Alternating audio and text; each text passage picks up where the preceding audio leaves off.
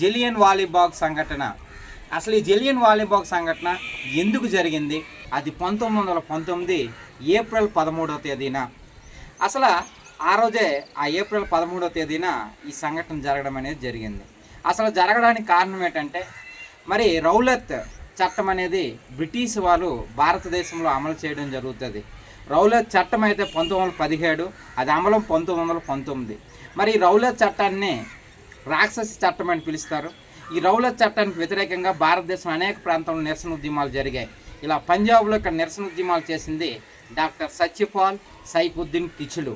వీళ్ళిద్దరూ కూడా నిరసన చేస్తే బ్రిటిష్ వాళ్ళిద్దరిని అరెస్ట్ చేసి మరి హిమాచల్ ప్రదేశ్లోని ధర్మశాలకు తరలించడం జరుగుతుంది.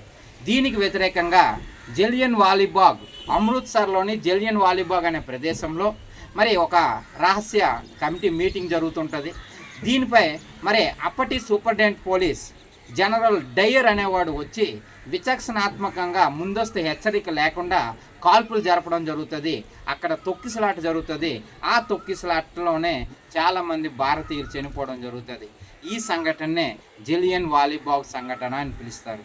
మరి ఈ సంఘటనపై బ్రిటిష్ వారు వేసిన కమిటీ ఏంటి సార్ అంటే హంటర్ కమిషన్ వేయడం జరుగుతుంది. ఈ హంటర్ కమిషన్నే గాంధీజీ వైట్ వాష్ కమిషన్ అని పిలవడం జరుగుతుంది.